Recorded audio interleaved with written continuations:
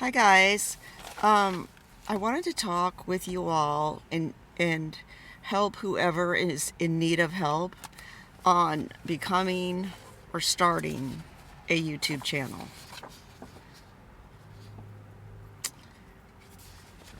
So, here's what I did.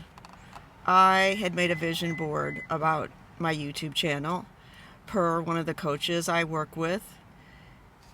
So these were a couple things I had cut out.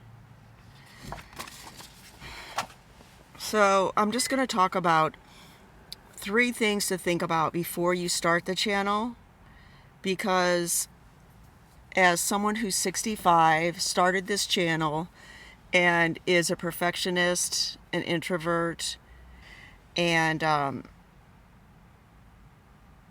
really had always kind of piggybacked off of others' ideas or dreams, thinking if I could work with them and then I would be successful. This is the first time I've ever done something that is truly something I set my mind on doing and decided to pursue it. So it's a big deal, even though I'm only into video 6 or 7. So the first thing I want to talk to you, I kind of want to touch on 3 things: picking a topic, finding a coach, and finding your voice. So yeah, picking a topic.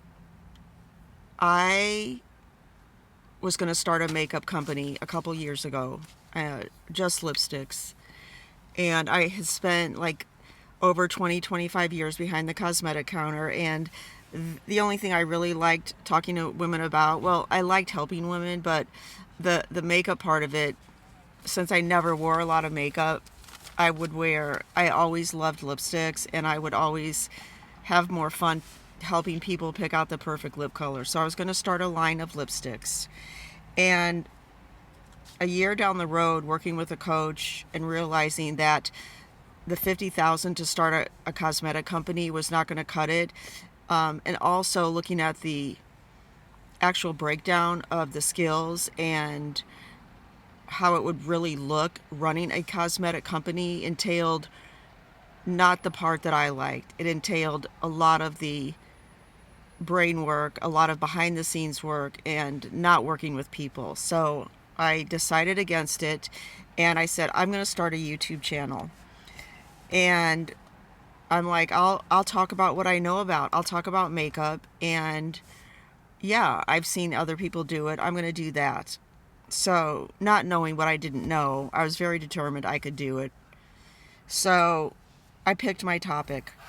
And every time I questioned my topic, I would always just feel pretty confident that even though I would question it and think about it, I realized it was something that I knew how to do. I knew people wanted to know how to do it, and even though to me what I do is not a big deal, I know that I was able to help people when I worked behind the counter. And I do like that part. I do like helping people. So I went down the rabbit hole of trying to source a coach. Sourcing a coach for YouTube, here's the 2 places I was challenged. I was challenged technically. I had basic computer skills, basic. And when I mean basic, I mean less than a kindergartner. I didn't have anything compared to what I would need. So I needed to find a coach that could accept that and work with that, as well as my novice to being a YouTuber, not, having any of that under my belt. So I was new at technology. I was new at being a YouTuber. I needed a coach. And trust me, I Googled YouTuber coach, YouTuber mentor. I went every way down the rabbit hole to Google people that were willing to teach beginning YouTubers. And I had lots of phone calls, lots of talks and chats. I had 4 people. 2 out of the 4 agreed to help me and then flaked out. So they were not around, or they changed their mind. And so I thought I found someone, then I didn't have someone. And, you spend a lot of time trying to find these people. And once you find them, you have to set up a call. You set up the call, blah, blah, blah. You're a month down the road. And then they, for whatever reason, don't follow through on working with you, which is fine. It's always meant to be, right? Then you're back to square one. And it's not that I wasn't willing to look at how to do this on my own. I knew that in order to do something this big, I was going to have to touch it every day. And I knew that I would not have the stamina to keep my spirits up without somebody being my cheerleader, without someone being my mentor, without someone telling me on a weekly basis, you did good, it's going to be fine, don't worry, this is what we're focusing on. I needed somebody to get me through this huge hump at over 60, trying to do this thing and believing in myself. So fast forward 2 years after I was going to start my cosmetic company, and I decided I'd start a YouTube channel. 2 years later, I started that channel. And so I picked the topic, I found a coach, I worked with 2 of the 4 coaches, and this young lady I'm working with now, who is wonderful, and I'll give you her information if you all want it. She has got me to the point of these 7 videos that I filmed and have under my belt. I am, of course, still a novice, but the thing about it is, when you do work with a coach, the one important thing I'll say is that as a people pleaser, I tend to not want to make waves. And when I would work with my coach on a weekly basis, I would come back to her the next week pretty frustrated because she'd give me the homework. I wouldn't really understand it when we were on the call. So I would be like, oh, I'll figure it out on my own. God forbid I bother her as a people pleaser. And I could figure it out, but I was really not coming clean and saying to her, look, I don't understand this. Please walk me through it. And,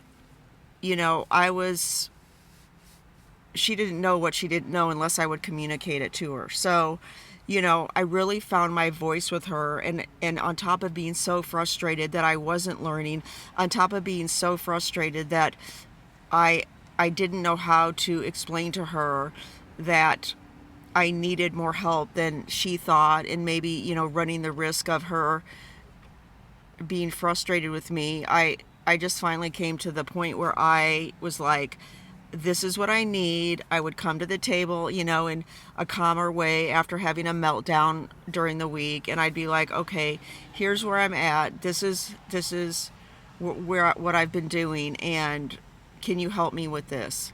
So, working with coaches, you have to bring them to the place you're at in a calm way, explaining to them what you've been working on, what you understand and what you don't, knowing that they're doing the best they can with the information you're giving them. So I found my zone with her where I could be in a place of communicating so that she could help me, and not beating myself up, which is the other thing why I needed a coach. Because being a perfectionist, being someone who doesn't give myself a break, I knew that I would need her to say to me, you're doing fine.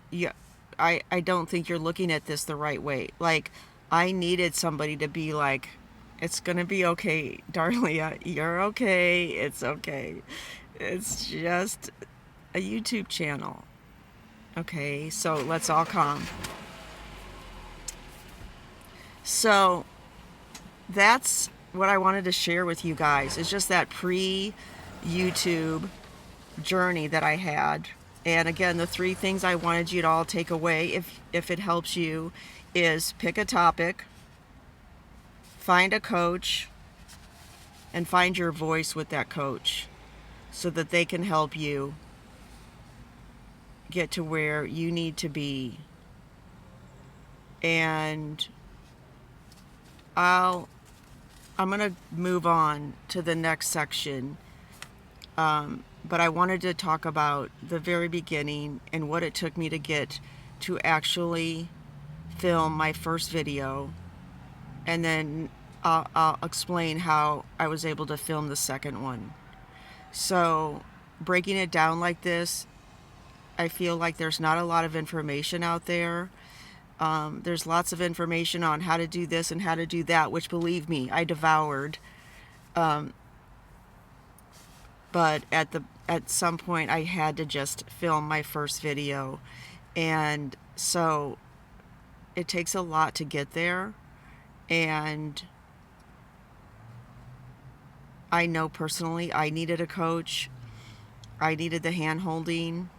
And I believe in having somebody, especially when you're doing something like this solo. There's no community unless you have a coach. Your coach is your community at the beginnings. So that was it. I wanted to share it with you guys. Please, if you have any questions, I would love to help you or answer them for you. And yeah, hold your hand if you need any of that. So with that, I will talk to you guys later. Mwah!